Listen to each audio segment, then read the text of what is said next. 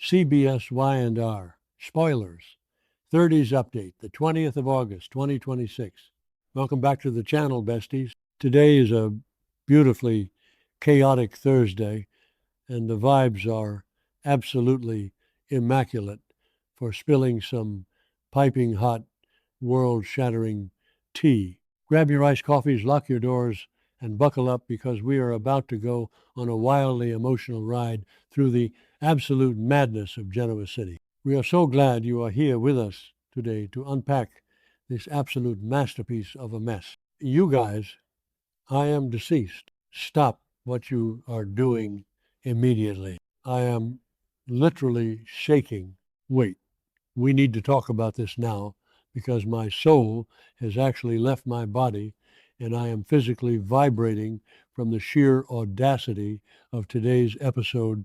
I was mid-skincare routine, literally smearing a charcoal mask all over my rug because I dropped the brush and I had to yeet my phone across the room because I genuinely could not process the absolute mess that is happening right now. I am literally hyperventilating right now. Send help. We are not just watching this show anymore.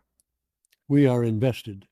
And I am personally offended by the choices these people are making. It is giving major, I cannot even energy, and we are spilling all the tea right now. Wait, backtrack for a second, I missed a step. Let us start with the absolute dumpster fire that is Billy Abbott and Sally Spectra.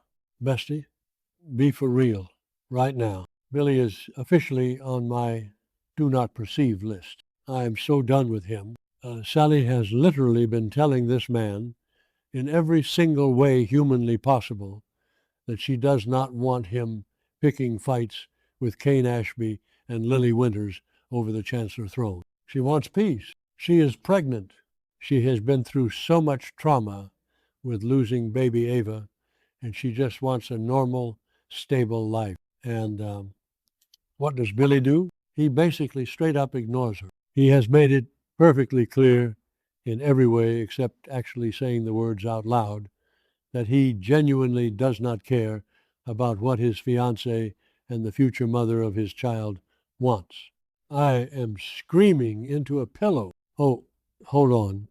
I should have mentioned this earlier, but remember when Billy bought that mini bottle of champagne and was celebrating his hostile takeover at the GCAC with Audra Charles? He literally told Audra that he hadn't even discussed this massive, life-altering corporate war with Sally yet. Audra warned him. Audra, of all people, was the voice of reason, which is honestly so unhinged. And Billy just brushed it off like it was nothing. Sally has been making excuses for this man-child for so long. She has defended him. She has stood by him. And now she is sitting there realizing that he has gone way too far this time. I am looking at the screen, clutching my chest, because you can actually see the exact moment Sally realizes she might be tethered to a walking red flag, like she is dealing with the hormones, the anxiety of a new pregnancy, the fear of history repeating itself, and Billy is out here playing corporate Game of Thrones like he is invincible. Is she finally going to dump this loser? I am manifesting a total dumpster fire by the next update, but part of me genuinely wants Sally to just pack her bags, take her fabulous hair, and leave him in the dust. He is straight up exhausting. Did I say that yet? My brain is mush. Moving on. Wait, I'm glitching. Okay, back to the main event. Let us pivot to something slightly less toxic but equally emotional. Nina is back in Genoa City. Yes, you heard me. Nina has returned for a much-needed girls' night out with her ultimate besties, Tracy Abbott and Christine. I was literally crying real tears watching them reunite. But honestly, the vibes are so heavy. We all know Nina is still deeply grieving the loss of Chance. You can see the sorrow behind her eyes, and it genuinely breaks my heart into a million tiny pieces. She needed this night out so badly. They all did. Christine is sitting there absolutely glowing because she is just so thrilled that Danny Romalotti is staying in town. Like Danny literally gave up his legendary rock and roll touring lifestyle to stay in Genoa City and manage the Shadow Room Club now that Noah and Sienna have moved back to Los Angeles. Cricket is living her best life, completely unbothered, just basking in the glory of having her man home. And don't even get me started on the vibes of the Shadow Room, by the way. Did anyone else notice that the neon lighting in the background of that scene was flickering in the weirdest way? It was giving me major anxiety, like an aesthetic choice that just did not land, or maybe a literal glitch in the matrix. Anyway, snapping back to the main tee, while Cricket is on cloud nine, Tracy Abbott is straight up suffering. My poor, sweet Tracy. She is sitting at this girls' night, trying to sip her drink and smile, but you can tell she is carrying the weight of the entire Abbott family on her shoulders. The Abbotts are currently sliding down a terrifyingly steep hill into a massive crisis. Jack is traumatized. Diane was missing and is now dealing with the horrific aftermath of being ambushed by Dr. Markham, and Patty Williams is literally out here blackmailing Jack and kidnapping people. Tracy is so stressed out that she is practically vibrating with anxiety. She is not happy. She is watching her family completely unravel, and she is trying to find a moment of peace with her childhood friends. Watching Nina, Tracy, and Cricket sit together and reminisce about their youth is honestly so cinematic. It is a psychological masterpiece of nostalgia. They are trying to forget the present and just remember the good old days. But let us be real, besties, their youth was also incredibly traumatic. Like, we were there, we watched it, we lived for the drama back then.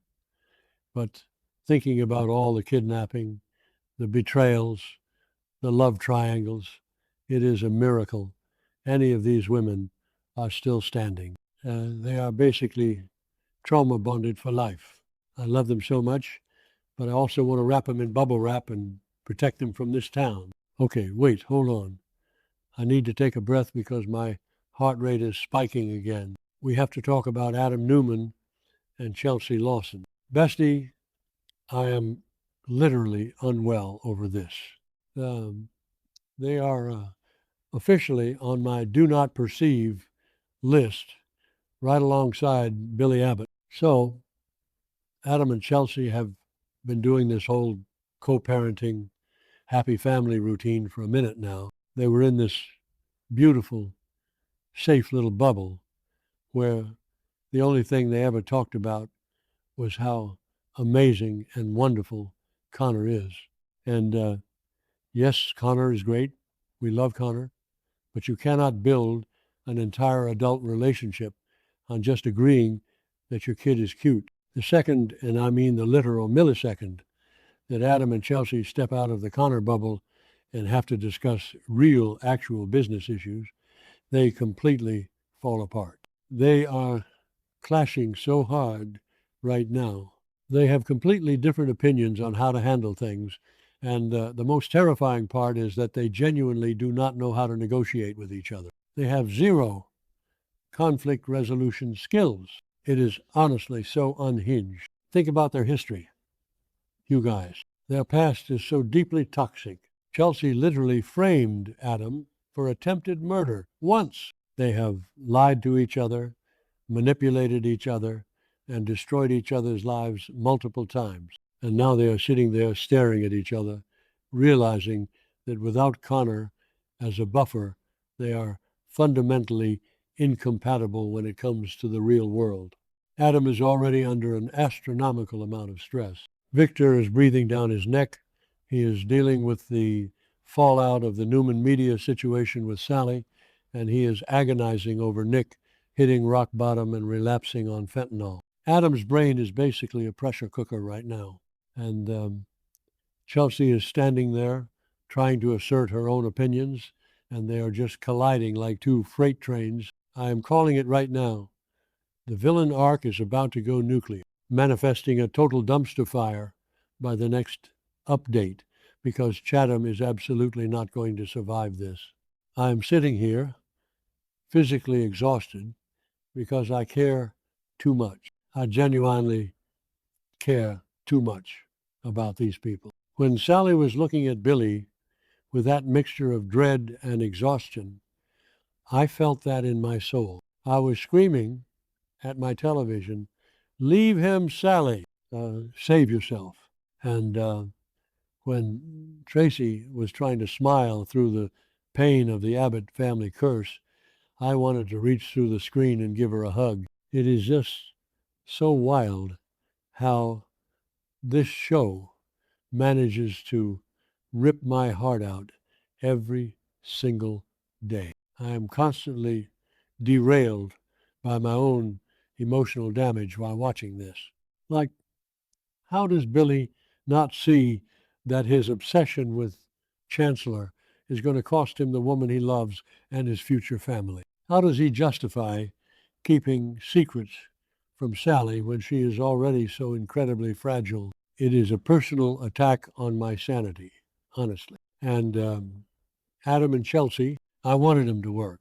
I really did. I wanted them to find peace. But the cracks are showing, and they are massive. It is like watching a car crash in slow motion. You know it is going to be devastating, but you literally cannot look away. I am going to be up until 4 a.m. sending frantic voice notes to the group chat about this because I am totally extra. I have zero chill, and this situation is now my entire personality. I need to go lie down on the floor and stare at the ceiling for a while. Let me know in the comments if you are also spiraling over Billy's audacity, Tracy's stress, or Adam and Chelsea's impending doom. Stay safe out there, besties, because Genoa City is an absolute war zone right now.